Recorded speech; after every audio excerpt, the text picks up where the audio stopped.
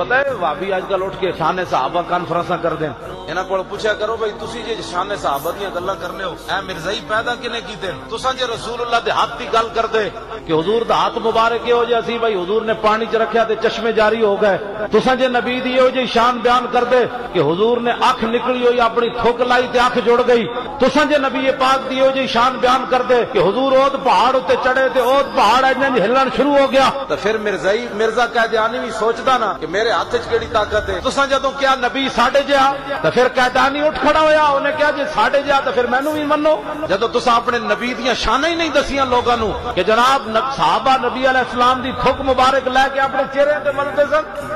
آج سویرے بیٹھ کے تسبیح پڑھ کے 100 باری درود شریف مسلمان سمجھتا میں حق ادا کر دیتا، انہوں کہو جی ناموس رسول کی بات، کہنا نہیں یہ ہمارا مسئلہ ہی نہیں ہے، یہ مولویوں کا مسئلہ ہے۔ اب بتاؤ جو صحابہ بدر میں شریک ہوئے وہ عہد میں نہیں ہوئے، جو عہد میں شریک ہوئے وہ حنین میں نہیں گئے، جو حنین میں شریک ہوئے وہ تبوک میں نہیں گئے، جو تبوک میں گئے وہ جناب مسلمہ کذاب کے مقابلے میں نہیں گئے۔ حضور کی ناموس کا مسئلہ اتنا بڑا ہے، ورنہ رب العالمین نے تو بدریوں صحابیوں کو فرما دیا تھا، حضور نے فرمایا اللہ نے انہیں جھانک کر دیکھا ہے، جو مرضی کرتے رہیں اللہ ان سے نہیں پوچھے گا، ان کو سند بھی مل گئی۔ پھر وہ جنگ یمامہ میں کیوں گئے؟ وہ جانتے تھے کہ سب سے بڑا مسئلہ کائنات میں حضور کی ناموس کا مسئلہ ہے، ہم نے اگر حضور کی آمد کے بعد کسی کو نبی ماننا ہوتا تو حضرت عمر کو مانتے۔ حضور نے جو فرمایا عمر وچ ساریاں صفات موجودن نبوت والیاں، جدوں اسی عمر نو بھی نبی نہیں منیا، حضور دا غلام منیا، ہور کائنات وچ کیڑا ہے جڑا کمینہ اٹھ کے حضور دے مقابلے چاہے؟